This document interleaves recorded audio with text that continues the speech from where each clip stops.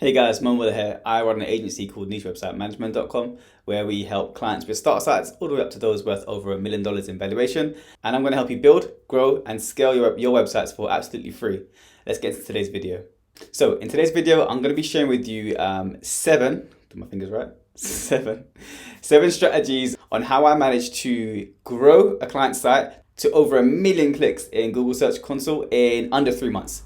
This video is going to be really impactful. Let's get into it. So we scaled this content and we did it in 7 very smart ways. Okay, step 1. First off, you need to have the right budget.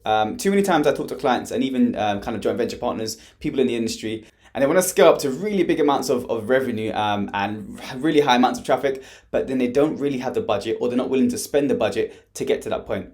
So number 1 is you need to have a budget and you need to understand how much money you need to spend, how many articles that you need to build, and what that's going to look like.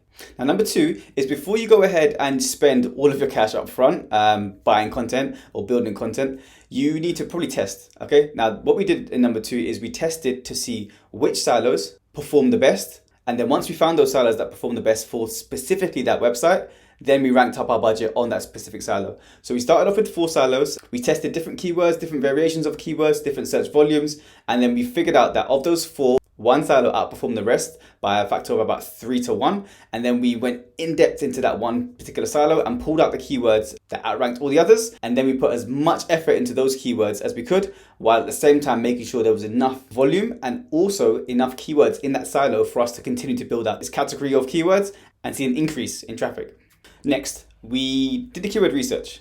But we didn't just do keyword research on SEO tools, Ahrefs, for example, Keyword Everywhere tool, SEMrush, for example. We actually went into the SERPs of every single keyword that we wanted to target and checked our competition. So we were checking for the competition, the titles. We were checking from the competition in terms of the domain relevance, the domain rank rating.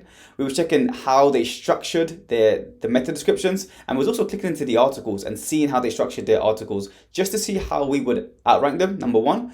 And number 2, if we could target articles and make them stand out in the SERPs, that would be fantastic, because then we could do it over and over again and the visibility on our articles will outrank our competition. This is something that I'd recommend everyone does. Don't just rely on search tools, because sometimes they can be slightly wrong, sometimes they can be a little bit inaccurate, and you don't get all of the information when you're looking at search tools and SEO tools. You actually need to go into the SERP results themselves. Go to Google, for example, type in your keyword and see what comes up. Check out the FAQs, check out the nuances of that particular keyword, and kind of get into the mind of your visitor. Now, number 4 is once we had done the first 3 steps, now we decided to implement that content strategy, and we specified a time frame on roughly how many pages and posts we wanted to publish in that particular month, and then we made sure we met that time frame. So check in every single week to make sure the articles were being created by the team, or being formatted by my team, and also being published to the calendar that we set. Now, the reason we've done that is because we wanted to aggressively push the content and article silo, and we wanted to do it in a short time frame because we had seen really good results from our initial testing from this particular silo. So it just made sense to continue to build this out. And as time went on, we continued to see that increase in traffic, increase in SERP results, and importantly, our positions in the SERPs for these new keywords and these new articles were ranking really fast and getting to like number 1, 2, 3, and 4. Which for us was just perfect signs to be aggressive with our content plan. Now, number 5 was the internal link. Now, of course, that would have been included at the formatting stage, but we had to make sure we had an internal link plan from the outset. So once we had hundreds of articles that we created, we would know exactly which link would go to what page, how these supporting pages would prop up any pillar posts, and just in general, what post was most relevant to another post.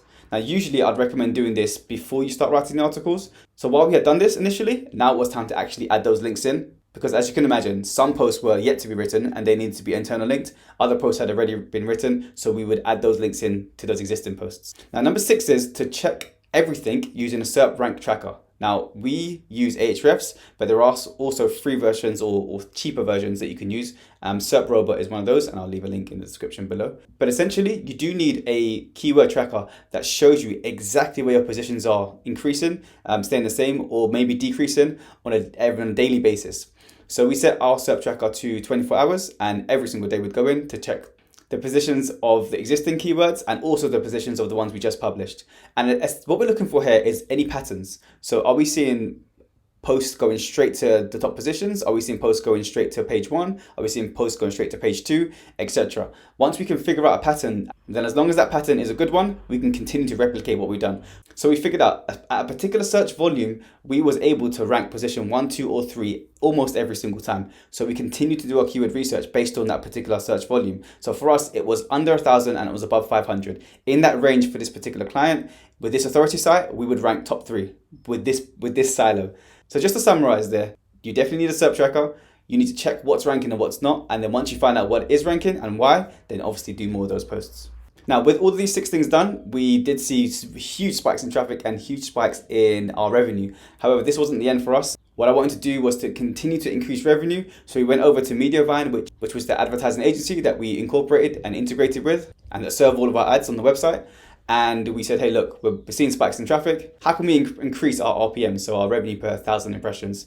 They gave us a really cool fact sheet of exactly what to do. We implemented those tactics. And the most important 3 that we did was we increased font size by a little bit. We added some more images. And we also turned on a few auto features that Mediavine had just incorporated. It was a video related one, which saw our RPMs move up by about 15 to 20%, which, as you can imagine, is quite a lot when you have a lot of traffic. So again, hopefully that makes sense. Those are the 7 steps that we used. These things do take time, but once you understand how to rank articles, what to look out for when they're ranking, and then how to optimize those, you're going to see results. Anyhow, feel free to leave any questions or comments in the comments below. Like and share this video, and I will see you on the other side. Take care.